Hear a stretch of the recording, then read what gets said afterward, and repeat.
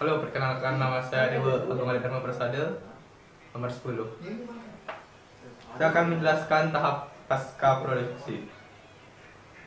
Tahap akhir dalam produksi video yaitu pasca produksi. Terhadap ini merupakan tahap sebelum penyajian video. Tahap pasca produksi memerlukan perangkat komputer dan perangkat lunak video editing yang memadai. Untuk memaksimalkan adegan yang sudah direkam, begitu banyak perangkat lunak yang dapat digunakan untuk mengedit video. Salah satunya yaitu Adobe Software.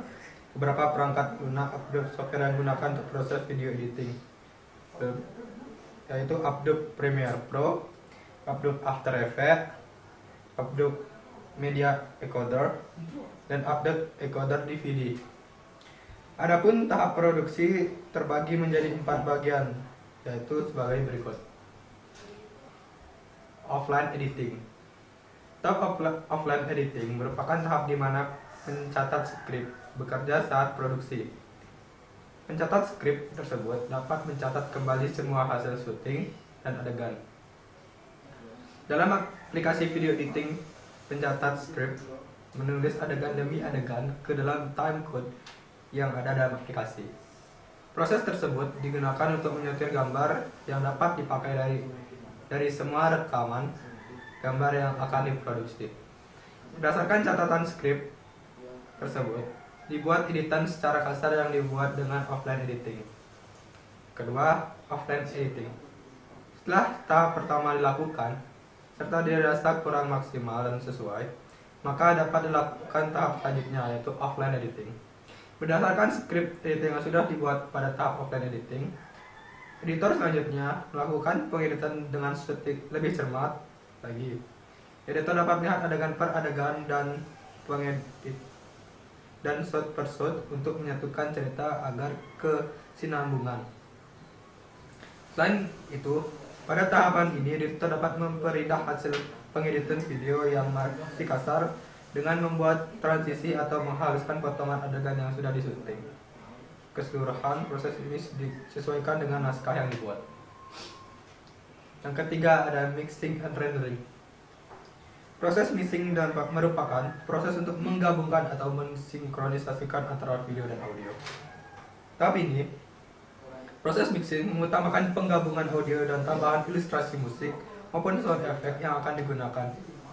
Penggabungan audio dan video tersebut digunakan untuk membangun suasana dalam video. Selain itu, tahap ini narasi dapat direkam dalam proses ini.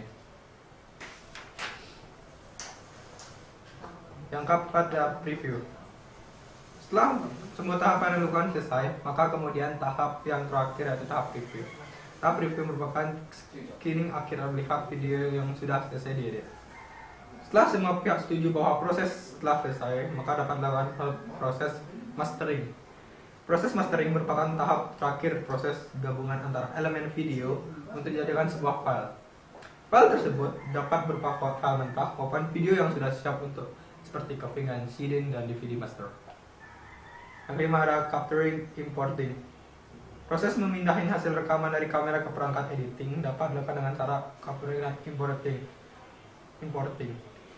Capturing dilakukan bila hasil rekaman tidak berupa file video, sedangkan importing dilakukan bila hasil rekaman berupa file video yang dapat dibaca oleh perangkat editing. Keenam ada pemotongan. Proses pemotongan hasil rekaman dapat untuk mendapatkan hasil potongan yang lebih baik. Ini adalah pengaturan transisi.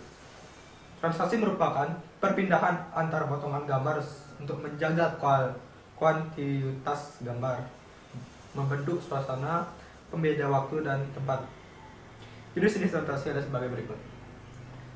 Cut atau cut to. Cut berfungsi sebagai pemindahan atau transisi dari suatu gambar atau adegan ke adegan lain secara langsung. Cut digunakan untuk menyatukan senambungan cerita, menggambar detail objek, dan menciptakan suasana kejadian tegas, tegang, dan semangat. Lalu ada dissolve.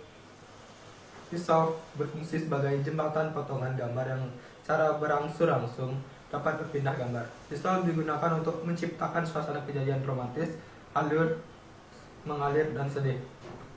dan juga menciptakan waktu lampau atau lamunan masa depan. Selanjutnya ada wipe. Wipe berfungsi sebagai transisi, menggantikan gambar dengan gambar berikut dengan cara bergerak dari sisi ke sisi lain menggunakan pola berbentuk tertentu. Wipe digunakan untuk menciptakan suasana ceria, bahagia berumur, dan memberikan kesan retro. Lalu ada fade atau fading. Fading berfungsi sebagai transisi, menggantikan gambar dari gelap perlahan-lahan menjadi tampak gambarnya. Fading. Atau dari gambar berubah secara berangsur-angsur menjadi gelap. Fade out. Fade berfungsi sebagai awal dari sebuah adegan yang membedakan perubahan waktu. Pemaduan suara. Pemaduan suara adalah proses memadukan suara latar ke suara dalam track audio dengan gambar yang sudah tersusun atau sebaliknya. Rendering. Rendering merupakan proses terakhir dalam penyatuan hasil editing menjadi satu kesatuan yang utuh.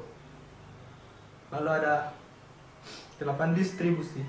Distribusi adalah semua tahap sudah sesuai dengan distribusi setelah semua tahap sesuai dengan perencanaan dan cocok dimanfaatkan dalam lapangan, maka tahap terakhir yaitu proses distribusi video.